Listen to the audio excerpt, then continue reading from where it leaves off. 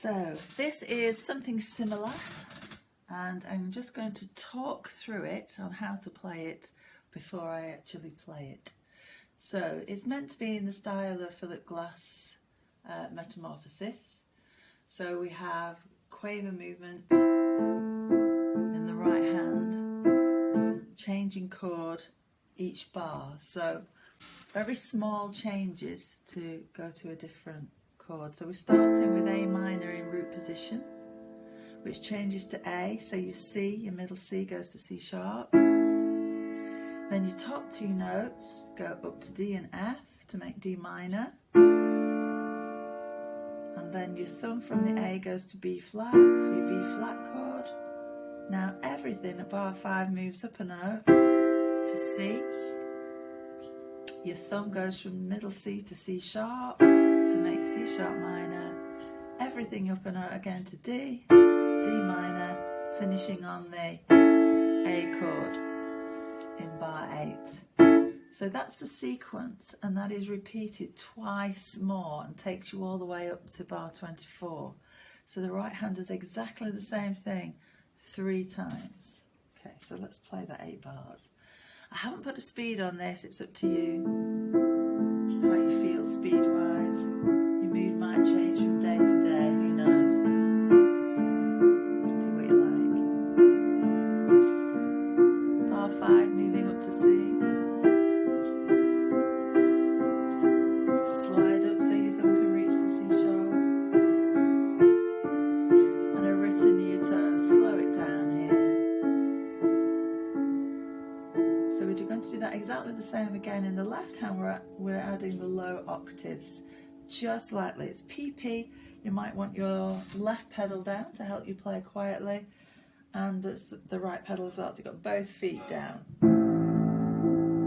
Keep that pedal down as you change to A.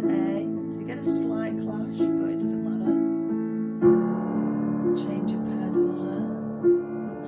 Keep it going. The pedal's down even though your finger isn't. C.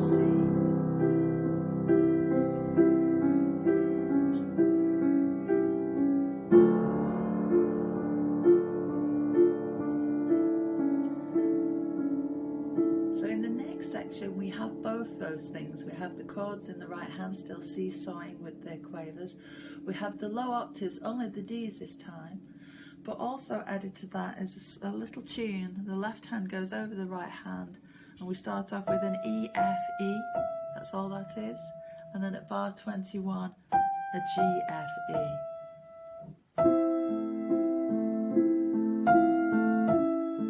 And then we go down and we have the low D octave to go with the D minor chord. Up to G.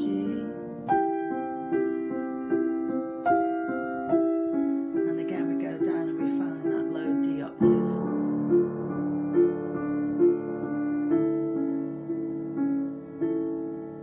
And there our A section of the piece is done. Okay, so that's one section. Our A section. So at bar 25 the B section starts, and there's a different chord progression. We have a B flat chord with the B flat at the top, going to an F chord with the A at the top, going to a C chord with the G at the top, and then back to a B flat chord. To slightly change the pattern in the right hand again, we have these seesawing quavers, but I just flip up at the end of the bar just to create a bit more melody really. Okay, so you have that 4 bars from 25 to 28 repeated 1, 2, 3 more times. Okay, so again, if you practice those 4 bars, you can play most of the right hand to the end there. The left hand's still doing octaves, but instead of playing them together, they're separated. Down a note to A, down a note to G, down a note to F. So from 25 to 28, you're just going down 1 note at a time each bar. Down to A.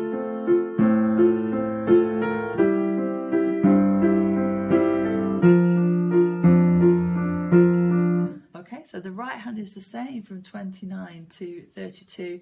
Left hand is different. We're carrying on with those octaves, but now we're on a D, going down to a C, staying there because it's a C chord, and just landing on B flat. Okay, similarly in the A section, once we've done the octave thing in the left hand, we're coming over the top and we're playing a bit of a tune. The tune we've got now is following the tune of these chords, B flat, B flat, C. So it's the same as the top line of the quavers. So you're playing in octaves there.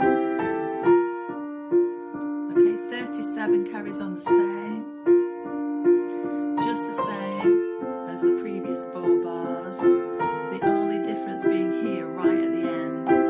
Instead of going to B flat, I go down to F here. And then I repeat that F, go to a B flat minor chord at 41, so my thumb is just going on the D flat. I'm slowing down. I've got an F octave finishing on an F chord, so it sounds finished.